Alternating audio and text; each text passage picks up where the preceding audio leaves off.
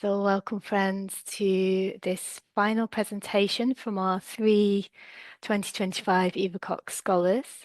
This scholarship programme originally started through the generosity of Hugh Lawson, who was Eva Koch's second husband. And for the last few years, it's been part of the Climate Crisis project, which I manage for Woodbrook. The programme provides practical support for individuals to work on research, documentation, and creative projects. And the scholarships this year were for projects specifically focused on the climate crisis and exploring the relevance of these issues for Quakers and supporting their witness and action. So tonight, I'm delighted to introduce Hezron Masitsa, who will present his Eva Koch project exploring traditional African food preservation and its health and climate benefits. And Hezron is a member of Nairobi Yearly Meeting, Kenya, and also serves as Justice and Peace Secretary for Friends of World Committee for Consultation. And I'll let Hezron introduce himself a little further, and over to you. Thank you so much, Ken, for that introduction and for setting the pace for this presentation. Yeah, that's my name, so you've already said it correctly, so I don't have to repeat. But I want to really appreciate friends who have joined from wherever you are. Glad to see friends from Kino, Geneva. Like to see Jen, my colleague scholar this year, 2025, friends from other parts of the world, friends from Africa. Thank you so much for this moral support. And of course, anyone else will be joining. I feel so humbled to be in your midst right now. So I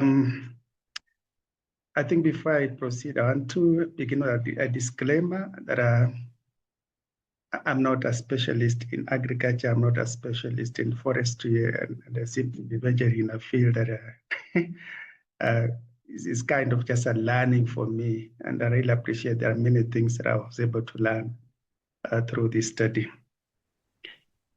And so in terms of structure, I propose to do some sort of slide presentation. Then if technology will behave, maybe we'll have some clip on food preservation, then have some discussion, some Q&A, maybe some comments, questions here and there. And again, if technology allows us and behaves, then we have a song that I participated in. I sang a school choir many years ago, and then I saw the song becoming very relevant to this study. So I'd like to begin by, let me share my slides.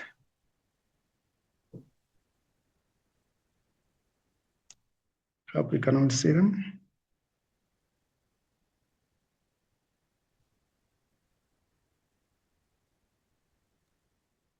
We can see them as one, but yeah, there you go. Yeah, they're in slide for you now. Okay.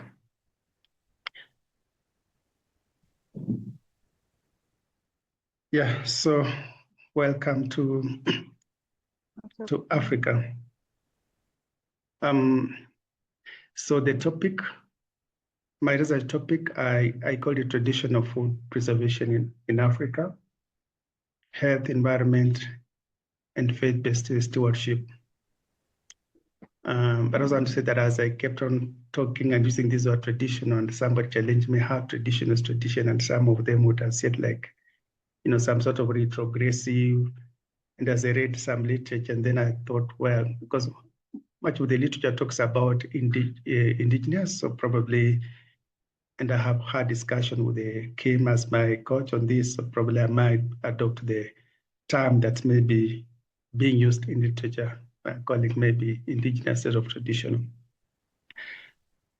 And so the subtitle is a study on the indigenous practices in Kenya. And I'd like to ground this with a quote from George Fox: be patterns, be examples in all countries, places, islands, nations, wherever you come, that your courage and life may preach among all sorts of people and to them. Then you will come to walk cheerfully over the world, answering the thought of God in everyone. It's a quote from George Fox. And I feel inspired by this. Part of the work that we're doing as friends, we are inspired by this call to answer that of God in everyone. And so in my struggle to understand this, this project, I mean, the correlation between food and health and environment, I mean, I was thinking of that coming to there's sort of a kind of a proposition which I would want to test. So we can see food there on the left, can see environment in the middle of it, and then the food. And that to me is about the quality of food that we need for us to survive as human beings. Just ask, is there any correlations, then in any interconnectedness among these three things? So it's sort of a dilemma, is a question that I'm seeking to explore in this research. Again, I would say that the research is some mix of some academic, not so purely academic. I was trying to avoid not being very academic, lest I encounter some, experts will question me on many things I may not be able to answer. So it's a mix of, various methodologies. But in terms of background of the study, I think I would like to say right from the onset that food security or insecurity remains a persistent challenge in many countries of Africa. And we see with the prolonged droughts and famine, and this contributing to malnutrition, particularly among the vulnerable communities or populations. I also want to note that indigenous food systems in Africa have sustained communities for generations. And in that, providing nutrition, cultural identity, and resilience against climate variability. So you look at traditional food preservation methods, we see they have evolved over centuries and to help communities secure food supplies during lean periods. I must say this is not in Africa alone, but I think world over, there have been indigenous food preservation methods. And they range from drying, fermentation, salting, and smoking. But again, studies also that they do not just address nutritional needs, but also promote environmental conservation through sustainable use of local resources. If you want to check amazing food and drink, I think they really talk about that. So traditional food preservation techniques have also notable health benefits. I've got some literature that I came across that fermentation can enhance nutrient bioavailability and also improve gut health. Drying and smoking contribute to the retention of essential nutrients during periods of food scarcity.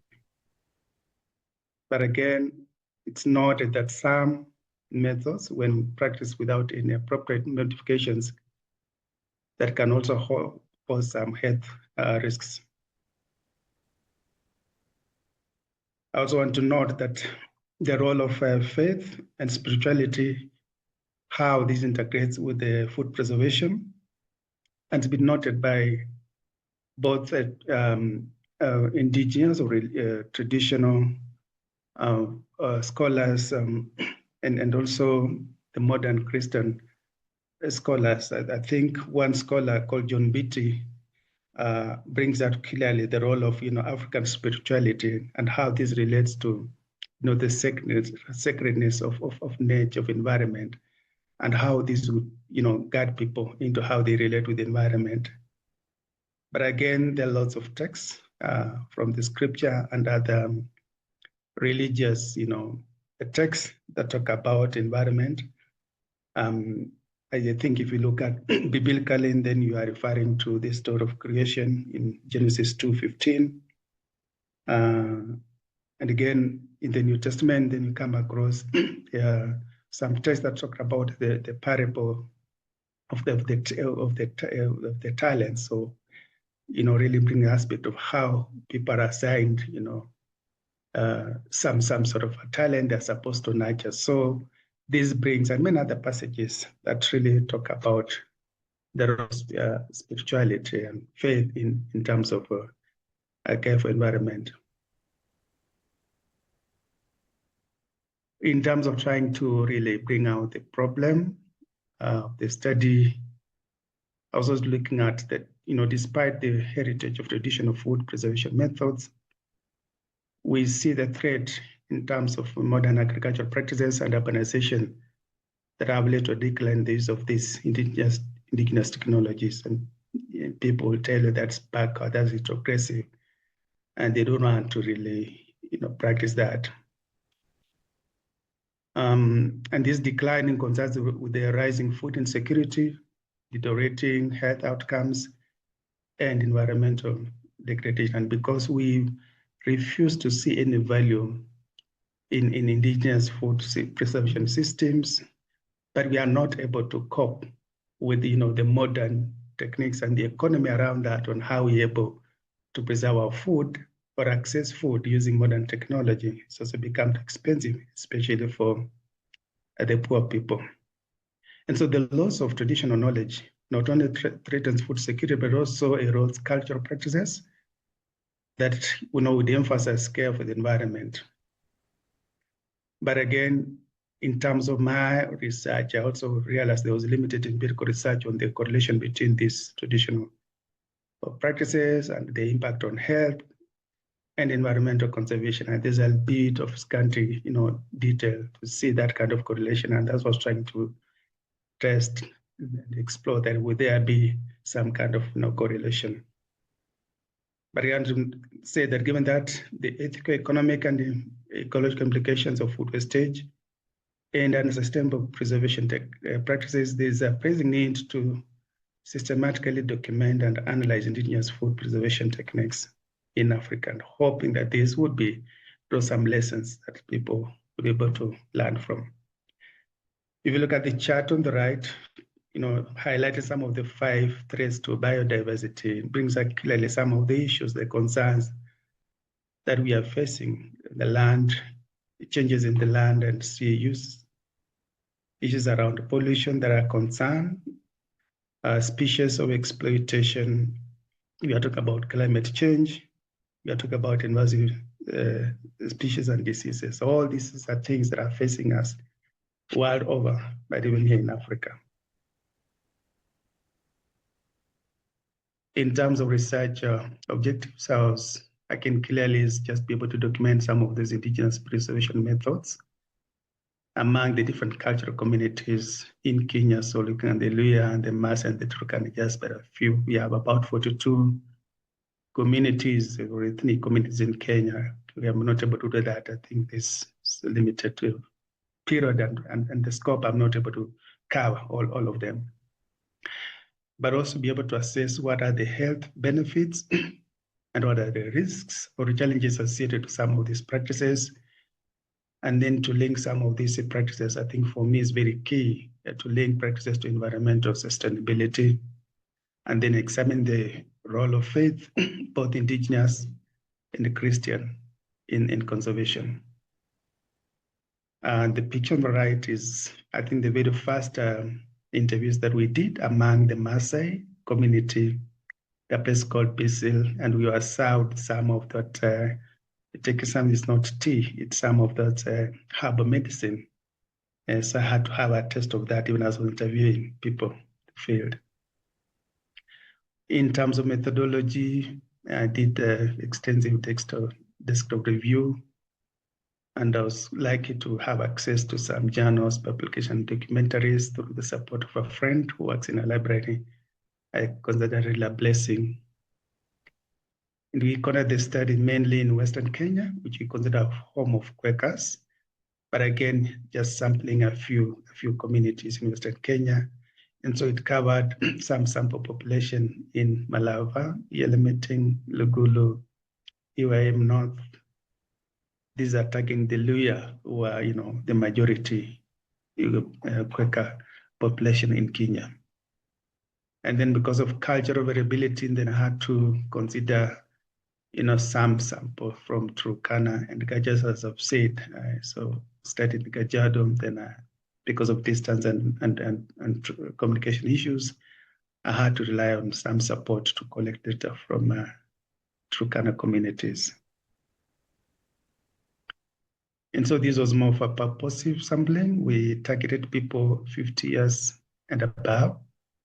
The simple reason these are the people who might understand some of those traditions, some of the cultural practices. But I was proved wrong. In one of the places I went, I found somebody who was less than 50. And he had lots of information. So I asked him, how did you know these things? And he told me it's because I was brought up by a grandmother. So he thinks about medicine, about preservation. She taught me. So I said, well, maybe I should have assumed that the only people who are 50 plus who have this knowledge. And so in total to this far, we've had like most of the interviews have been through focus group discussions. We've done 9 women and 14 men in total have been interviewed. I've done 2 key informant interviews with experts, one in agriculture, another in forestry. And of course, I had to reach out to the clerk of the section to get his input, and I'm glad that he did it. This is, again, just the Maasai community. You'll be supposed to hear this, that when we went to the field to interview the lady, I started with the ones on the right, and then we went to interview the lady on the left. I think she's almost 90 years. And the person there is one of our pastors who was supporting me because he's the one who serves in that area. And when we got there, just when we had just started, we were attacked by bees. So I had to take off and left some of my things there. I think they had to bring to me later on. I'm lucky I survived, and the pastor had to go back and do the interview on my behalf.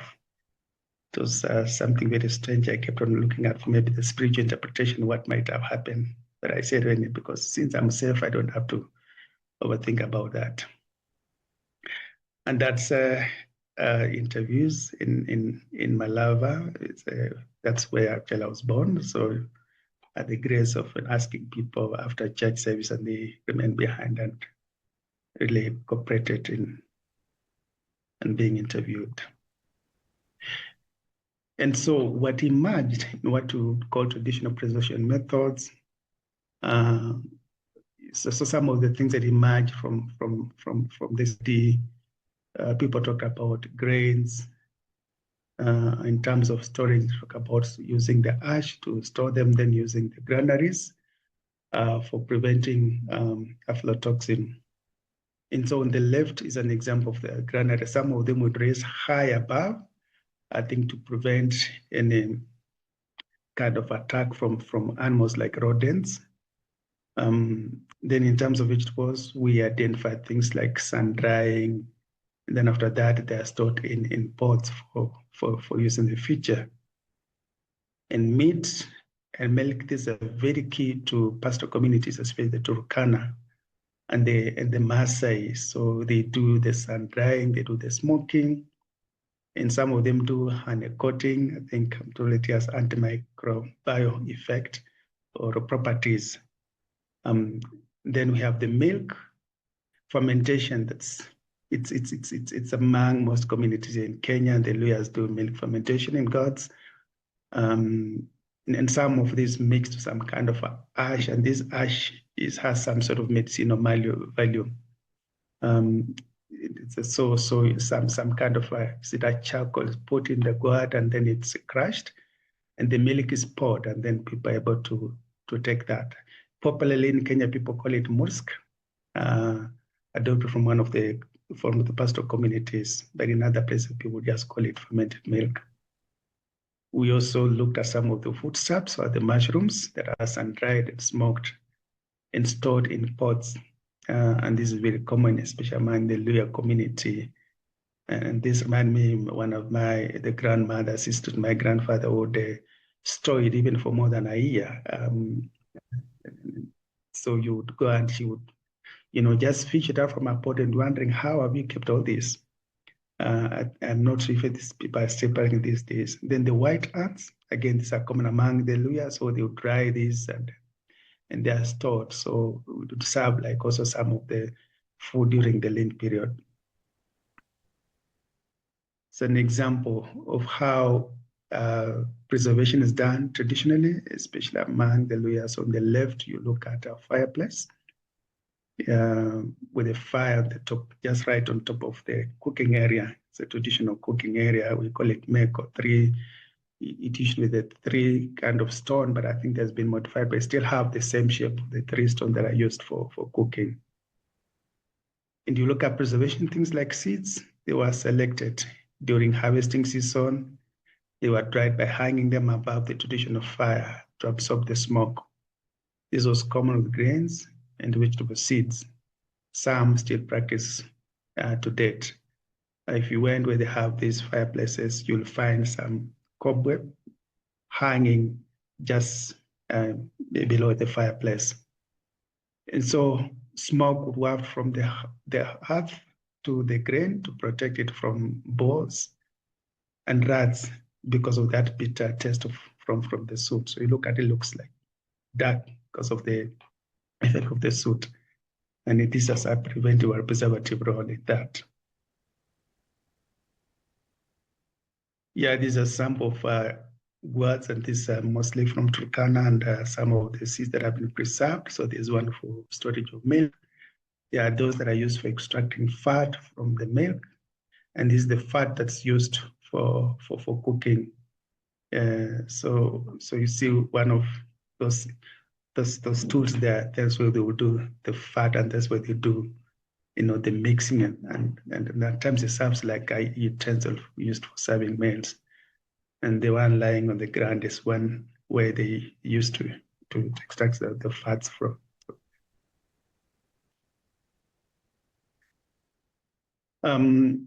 So the study was really interested in the benefits. Of course, look at the implications, whether positive or negative, like what are the benefits or the implications. We talk about traditional food preservation. And so from the studies, we found out that fermentation improves the gut health. And this has been elaborated by many scholars. If you go through the literature, you'll find quite a number of people have talked about the role of fermentation in improving the gut health in terms of trying to improving the digestive system. And this reminds me, like, traditionally when you are growing up, if you had complaint in the stomach, they will give you some what we would call sour milk. That's how we call it locally, but I think this is the fermented milk. Then drying and smoking retains nutrients, so it makes it even more available during scarcity. You talk about the longer shelf life, that you can keep it on the shelf for a much longer time, so you don't have to keep on going to till the land because you have sort of enough storage that can take to the next season. There are those that are herb-infused foods. And so you look at some of what emerged from communities like the Maasai, the Turkana, they talk about bone soups. That is also milk that's infused mixed some herbs. And these are meant to boost immunity and postpartum recovery after delivery. So it's served to women, it's served to children, young children. So it improves the immunity, but also helping the women to recover after losing blood during the delivery process. You also the role in traditional medicinal plants that treated ailments like malaria, flus, stomach disorders,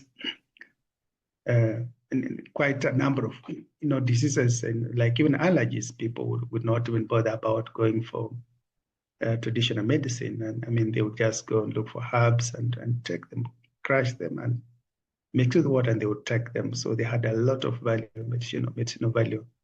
to local communities. But also the role in environmental conservation, talking about minimizing wastage and promoting eco-friendly practices. Communities would care about the environment, know that it's the man that it's the one that's sustaining. So they would do that with a lot of care. But also, that traditional crops like millet and sorghum, these are some of the cereals, are drought resistant. And so this would be used for kind of adaptive strategies, like when it's a dry season, when they expect a dry season, then they'll plant some of these so that it can be able to survive the harsh, drought season. In terms of challenges or risks, so again, some studies have revealed that excessive smoke could lead to respiratory diseases, and this been argued by the World Health Organization, as a study that came up in 2021 that points toward that. It's also noted that improper fermentation or storage may cause foodborne illnesses. This is related to aflatoxin contamination, especially in grains. There are also the issue of the negative attitudes among the young generations. I think I say that at some point towards local foods. The cereals like millet and sorghum, produce a flour that local communities will cook, boil into traditional ugali, which is called the brown ugali, and serve the traditional vegetables. But maybe the young generation will not eat that. Some of them will use a derogatory term that was like mud. How does me to put mud into my mouth? So because of this negative attitude, you find people are not willing to eat this traditional food. So it becomes challenging even to talk about preservation. But also loss of diversity due to encroachment. There are places, I think, in Marseille, it's a lot of massive land that's been encroached with the increasing population and people trying to, increase land tillage. So you find a lot of what used to be bushes that used to be used to preserve or being cleared, and some for commercial purposes like charcoal. So there's been a lot of encroachment on land, and that has led to lots of and biodiversity. I would want to share a bit more about the findings. These are based on the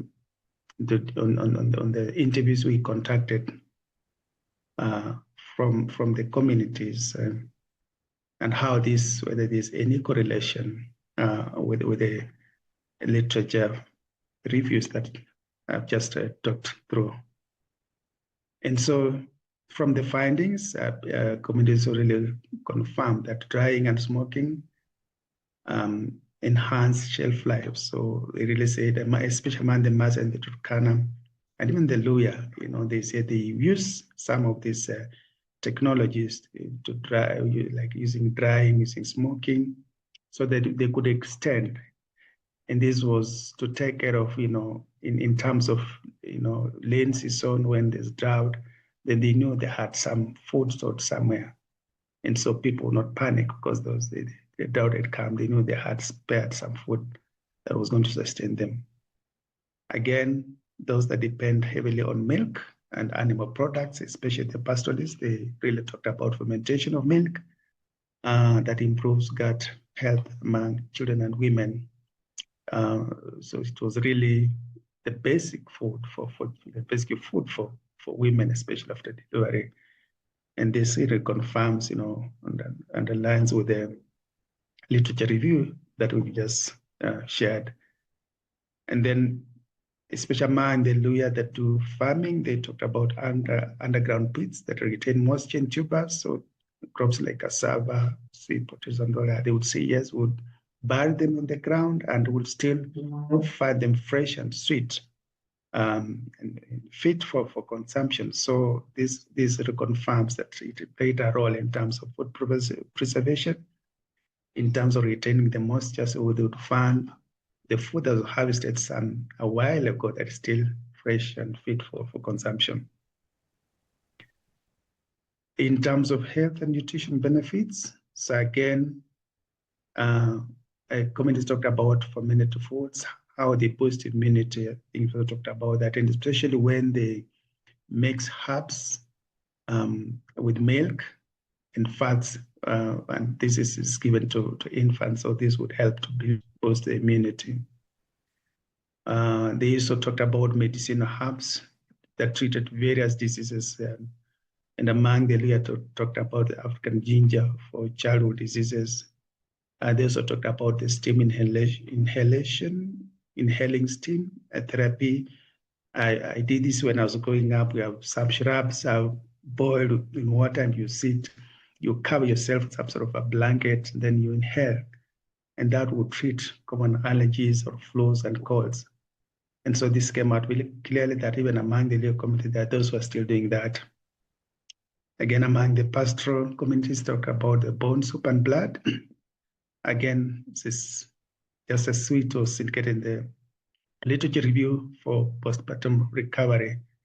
And they would say this is a natural blood transfusion. So traditionally, women will not have to go to hospital.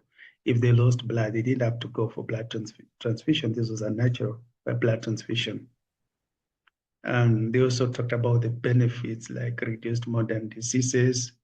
There are low incidence of heart diseases or cholesterol, especially among the mass and the community, despite the fact that these people eat a lot of meat. Most of them, they say they never had issues with the cholesterol. They have never had any complications to do with the heart, with the hypertension. And they find that very, very, very interesting. That yes, you consume a lot of meat, you don't have lots of issues related to modern day diseases. Of course, we know that they also walk for long distances, so I think they're able to shed off that the fats. Then the hygiene standards. I think there was a note that there was an observation that sometimes hygiene standards could also be compromised in the way the food is handling. I mean, it's so traditional, yes, but there's less care given to how people are handling this, and that could be some sort of a health hazard when hygiene standards are compromised. In terms of environmental conservation, the findings reveal that there's that adoption of simple technology that uses low carbon techniques like sun drying, fermentation, and reduced energy. So if you compare this with heavy industrial preservation techniques, that really has implication high carbon footprints, then you find that the simple technology helps to conserve this energy levels. Then so talked about the sacredness of the forest, that protection of medicinal plants with generational periods was really considered. And so people would have like those sacred trees, sacred forests, and sometimes, like children not even go there, they are not even allowed to go near there. And if they ever cut some of those trees, they would face severe punishment. So they had to be educated early enough and told that this is a very important tree, is so sacred. This has an important medicinal value. Please don't touch it. Please don't cut it. And that's how they managed to conserve them. And of course, things about agroecology. Again, this came out clearly from some of the earlier communities. People would practice intercropping and indigenous for agroforestry for maintaining soil facility. People had luck. They would say, this time we are going to have our farm this portion of the land. We are going to have our animals grazing here or animals, sleeping here, so that you have now you have the manure, decomposing from that. So people do that, and for them it was natural because they knew they had to take care of the land. But again, there was elements of the waste management, again, composting manure for farming, and most of them would do the cow dung mixed with foliage because they knew that for them to have some harvest, a good harvest, they needed to use some composting manure, and of course, also a way of decomposting some of the waste that emanated from their farming practices. And the findings on faith and stewardship, again, people talked about the indigenous spirituality that's related around there of protection of sacred trees, as we said earlier.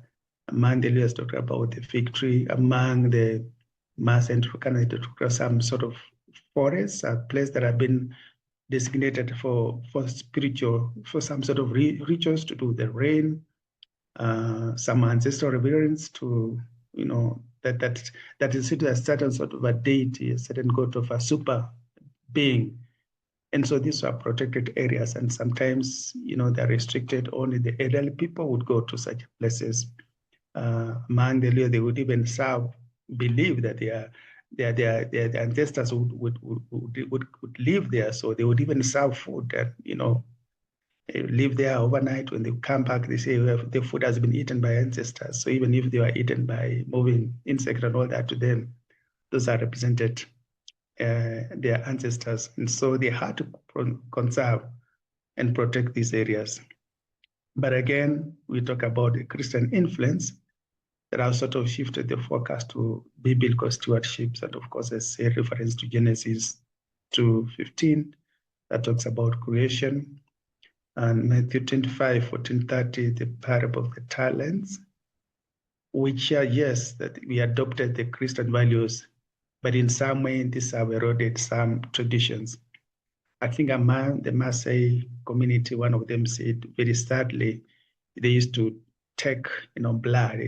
And some still do that, fresh blood from the animals. They had a way of getting blood from the veins of, animals. And they did that so carefully without, appearance if they're hurting the animal. But they say when the Bible now talks about the life of the blood, life of a human beings in the blood, so that you cannot take blood and then talk about the blood of Jesus. So they had to change, the perception, the traditions, the practice about taking blood. So they no longer, some of them no longer take blood. And then, of course, we want to bring it back home about our Quaker advocacy, the consistent focus on climate justice calls. And this came out very strongly in the Kabarak gathering in 2012, the call to eco-justice. And this was reiterated in Pisac in 2015, that's in Peru. But again, the World Plenary that took place in South Africa had also accompanied one of the themes I talk about care for creation. So these remains consistent themes and the integrating part of our faith practices. And that for me speaks, the rallying call for us to integrate this in terms of our faith and practice as Quakers. In terms of climate change impacts, the findings, well, people talked about the unpredictable weather, and they would see those in terms of increased droughts, erratic floods due to rising water levels. This came out very clear in Turkana. Some talked about disappearing rivers in Western Kenya. In the photo right, actually, during the time of this study, there was a flash flood that happened in Turkana. Within hours, they found the whole place is flooded. Mobility becomes a problem. Some people swept away, some properties swept away. It's become a common occurrence in Turkana. It never used to be like that. And then people talked about the biodiversity losses. They're experiencing extinction of medicinal plants. In Kakamega, people talk about Kakamega rainforest that is known with some of those very indigenous species that are no longer found. Some of them are nutrient-rich fruits.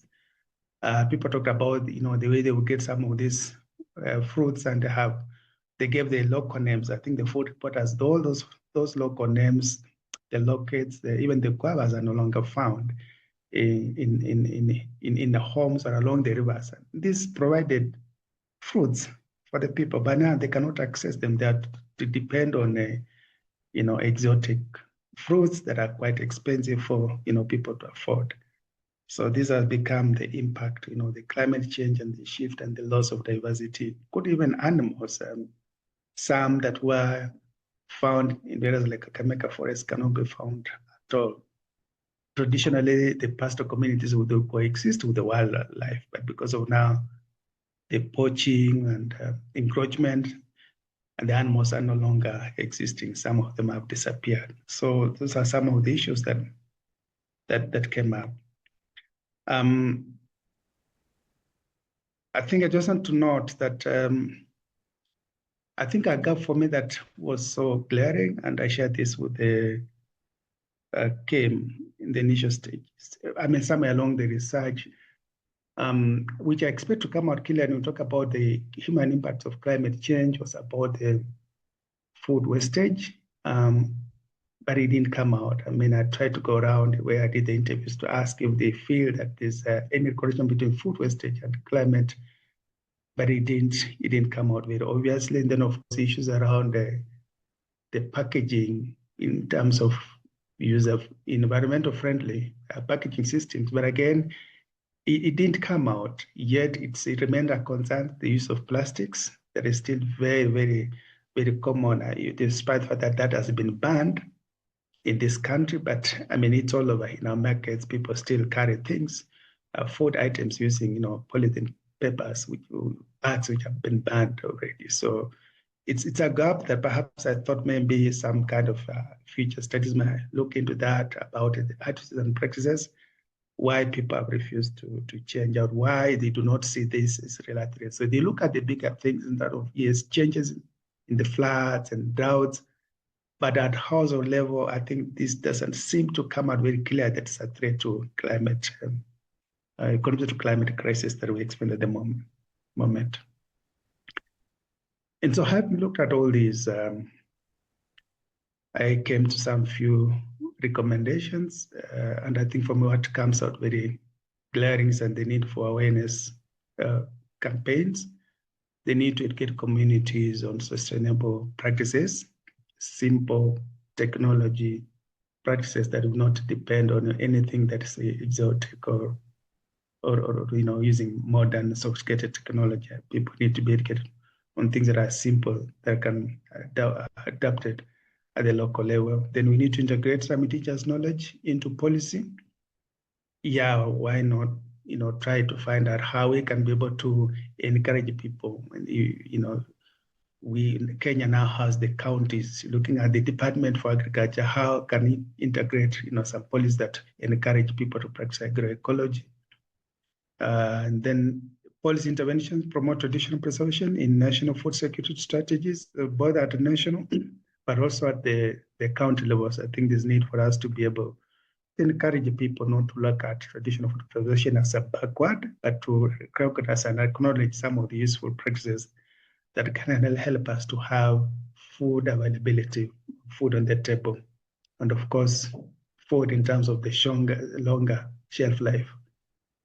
We could also do some faith-based engagements. We need to leverage some religious networks for eco-stewardship and advocates for creation. I mean, Quakers are already doing good work in that. Would we maybe build partnerships with other faith communities and that increasing concern about our role as people need to nurture the earth.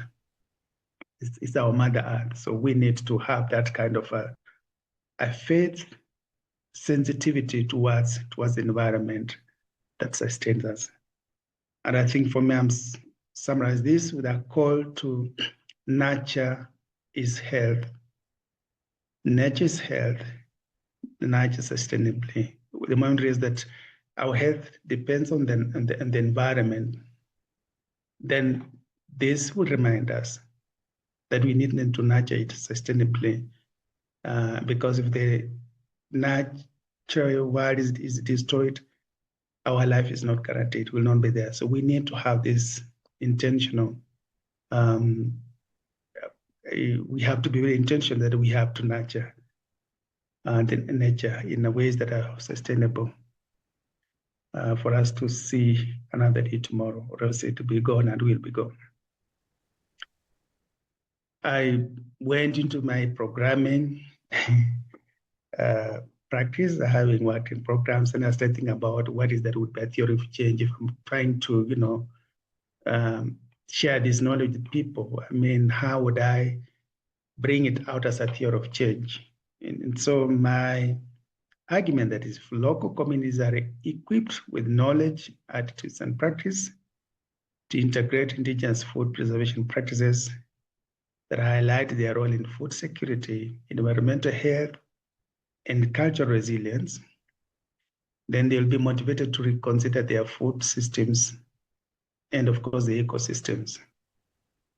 Because with increased awareness, then we see community members recognize indigenous food systems as a sustainable alternative to wasteful practices, and this would strengthen their cultural and environmental stewardship. And with increased capacity, they will see, and this is through learning practical preservation techniques. People need to learn about seed saving, seed preservation, polyculture, crop rotation, rewilding that we talked about the first part of this scholarship program, that they will actively protect biodiversity and then they reduce reliance on unsustainable food systems. And this will lead to increased ownership as communities see tangible benefits, especially on improved nutrition, on the ecosystem restoration. They'll become change agents. They will start championing for that change and advocate for policies. And obviously, if you have spaces at the national level, at the county level, in community where you come from, will become champions, advocate for these policies and norms that really prioritize indigenous knowledge and environmental justice.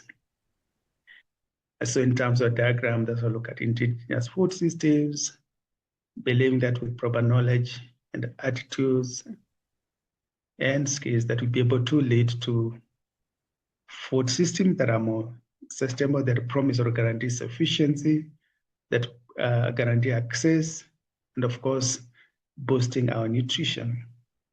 But again, that with proper indigenous food systems, then that leads to a better ecosystem. And also think about the climate smart agriculture that really talks about or considers things to do with adaptability and resilience. And of course, this would ultimately lead to proper stewardship and sustainability. And of course, there's that interrelation. So going back to that question that I was grappling at the start, is there a relationship? Yes, there is a stronger relation between food, environment, and our health. And they need to be looked at in a sort of an integrative way. And so it's important as we talk about food, cannot just be in isolation. It's not about we need to get quality and improve our nutritional standards, but you need to look at it and ground it in our environment that supports, that gives us this food. So without this environment, we cannot be talking about food, we cannot be talking about health. There's a whole of interrelationship in the system.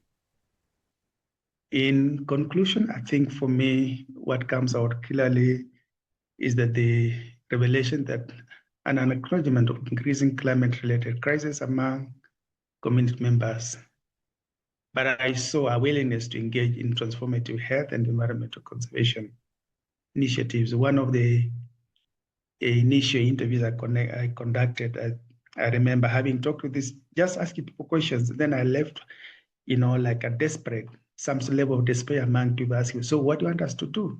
Can you teach us? And then I said, well, we are in the first level of doing the study first.